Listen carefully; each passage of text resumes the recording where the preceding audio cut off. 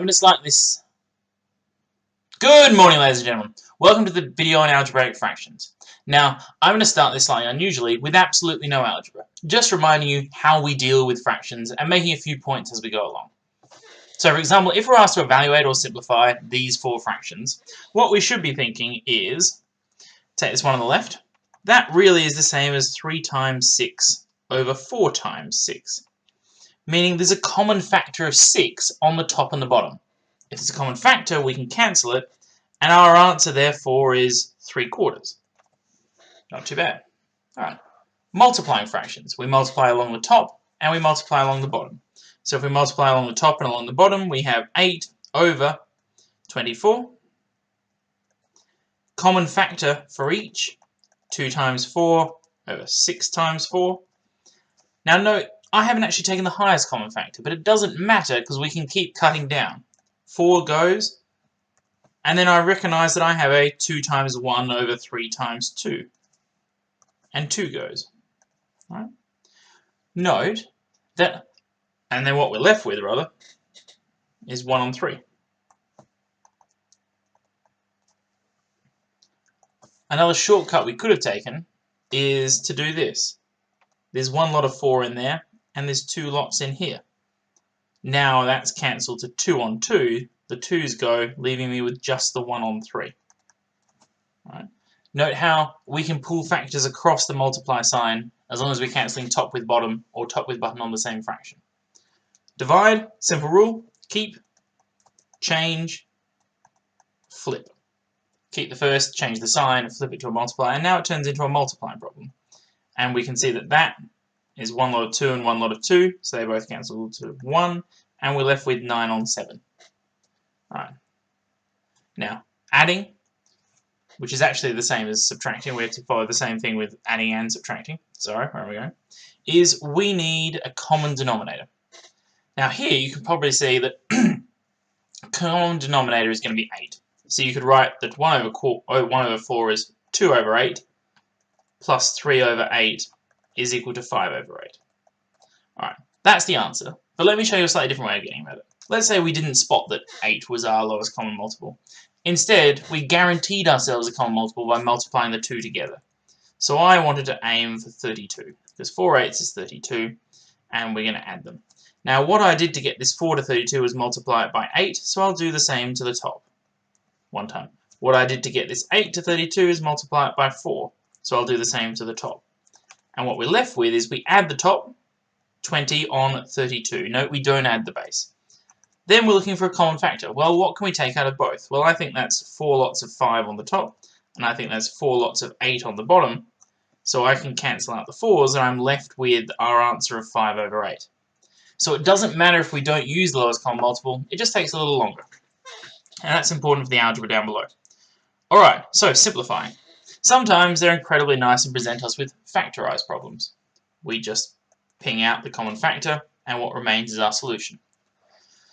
More often than not, it's not factorized. We have to do that ourselves. So we're thinking things that add to 5, multiply to 6, so it's x plus 2, x plus 3, over. That can't be factorized using quadratics, but we can take out a common factor of 6, which leaves us with x plus 2. And then that goes, and what we're left with is x plus 3 on the top and 6 on the bottom. Now don't be tempted to cancel the 3 and the 6 down, because 3 is not a common factor on the top. There's no 3 here. We would need a big 3 there in order to take a 3 out of the top. Because there's no 3 there, we can't take it as a common factor, and x plus 3 over 6 is our final answer. Alright, now let's get slightly more complicated. Slightly more complicated essentially means that we have to use all our factorizing tricks in order to factorize it out. So taking the first one, on the top, a square, take another thing squared. We know the factorizers to b plus 6, b takes 6. On the bottom, we're looking for things that multiply to 36 and add to 12. We're lucky it's 6 and 6. So that's going to be b plus 6, b plus 6. You could write b plus 6 squared, but I like leaving it like that. Multiplied by, I'm going to take out a common factor of 2, which leaves me with b plus 2.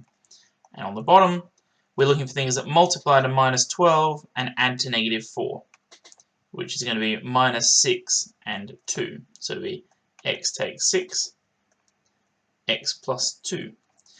Now, even though we have a multiply sign in there, we can cancel top of one with bottom of the other, just like we did with the fractions up above with ordinary numbers. And what we're left with, note if we cancel both of them here, we are just left with 1. Each one replaces itself with a 1 when it's cancelled, so it's 1 times 1 is a 1 on the top there. We have 1 times 2 over b plus 6.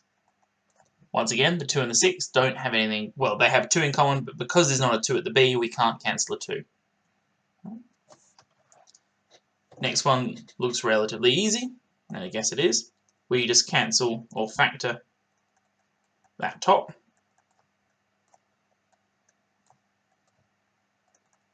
And then look for things to cancel out. M goes with m plus 2 with m plus 2. Just leaves us with 2. Which is very neat. Now here, you can choose whether keep, change, flip before or after factorising. I might attempt to do it in one shot. So I'm keeping the first and factorising it. I'm flipping the second and don't have to factorise anything. Note here, that goes, and what we're left with is 2 times 1 over 5 times 10. If we take a factor of 2 out of both, we're left with 1 over 25. Pretty neat.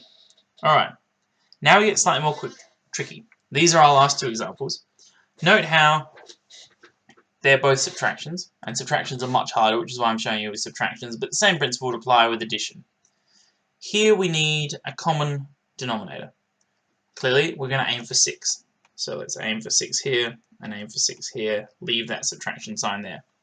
Now, in order to get to 6, I multiplied the bottom by 3. What I do to the bottom, I must do to the top. So this then becomes 3 lots of g plus 1. Here, I had to multiply top and bottom by 2 to get to that 6. So I multiply the top by 2, and it becomes 2 lots of 3 take g. Alright, now we have a common denominator. We can write it as a single fraction, meaning over a single 6. And everything else stays on the top. 3 g plus 1 take, and it's important that that sign becomes associated with the top. 2, 3 take g. Right. Now it's a case of expanding and simplifying. So, expanding on the top looks like that. This minus 2 goes into both. And that's why it's important to put this in brackets, not just put a 2 at the front of it. 3g plus 3 minus 6 plus 2g. Note the double negative creating the plus there. Then, let's simplify even further. Collect like terms on the top. We have a 3g and a 2g. 5g. 3 take 6 is minus 3 over 6. And there's nothing common up top and below, so I can't cancel any further. That's as far as we can go. Last one, and the most complex one. You see over here how we had numbers on the denominator. A 2 and a 3, so we're like, well, we can aim to 6. And we got there by multiplying 2 times 3. Or way up above, we got to a common denominator by doing 4 times 8 is 32.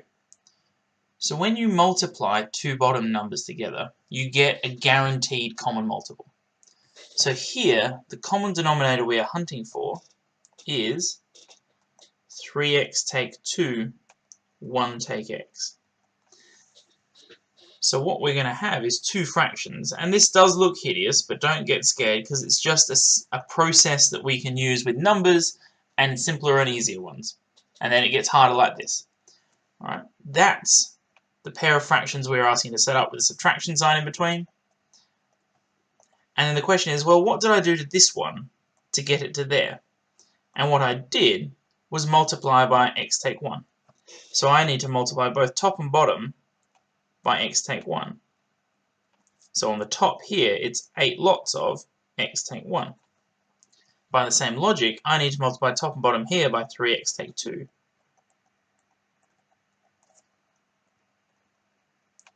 Alright, now we have a common denominator.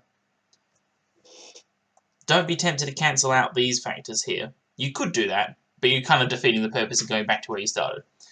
So let's write it as a single fraction now. 3x take 2, 1 take x. Note that I'm not going to expand that out. On the top, 8, x take 1, minus 3, 3x take 2.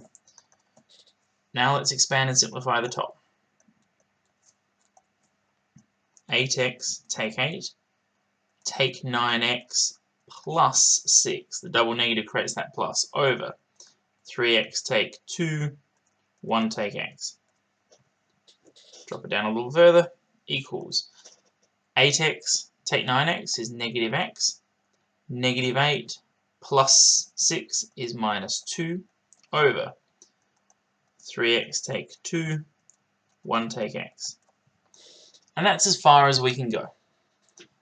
Nothing on the top looks like we could factor out a minus 1, but even then with an x plus 2 left over, we wouldn't be able to take anything down the bottom. So that's as far as we can go. Alright, your 10s, I'm sorry, that was quite a long video. But hopefully you have some good notes and we can put it into practice tomorrow. Thank you very much.